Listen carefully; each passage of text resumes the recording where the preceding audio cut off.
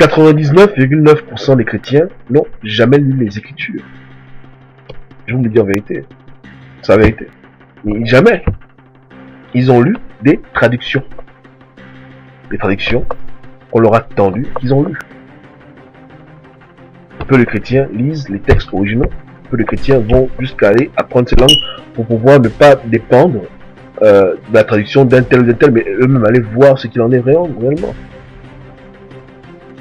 Et lorsqu'on va voir sur le terrain ce qu'il en est, c'est enrichissant parce qu'on se rend compte que on doit aller au-delà des apparences, au-delà de la tradition.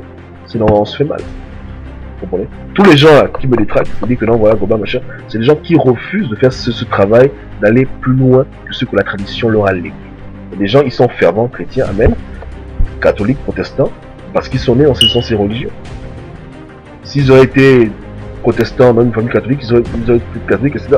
Donc, ils sont le produit pur et dur de leur environnement. De eux-mêmes, ils refusent de mettre les trucs sur la table, parce qu'ils disant c'est toute la séduction. Quelle séduction? Quelle séduction? Le but n'est pas de ébranler la foi des chrétiens, au contraire, le but est de l'affermir, non pas sur les choses physiques, mais sur la relation intime avec Dieu, la chose la plus importante qui puisse être. Parce qu'on ne peut pas avoir foi en ce qu'on voit, on doit avoir foi en Dieu. Et il faut apprendre à remettre en question même les choses qu'on pensait être établies. Et comme je dis, c'est un travail qui est individuel, c'est pas un travail qui est collectif. De temps en temps, on peut dire pour manger peut-être une chose de chose, mais il est important que Dieu lui-même parle à chacun, que Dieu amène chacun sur ce chemin de compréhension.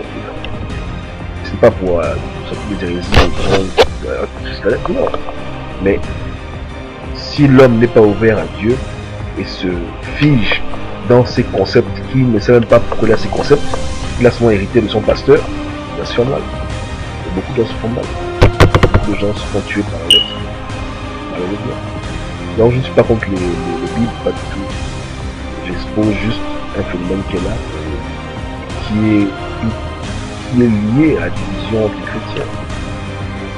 La division entre les chrétiens est liée à cela. Grande partie.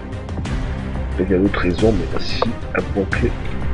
Mais n'hésitez pas, je ne suis pas Jésus, donc s'il y a une question, posez-la et puis je vous laisse passer.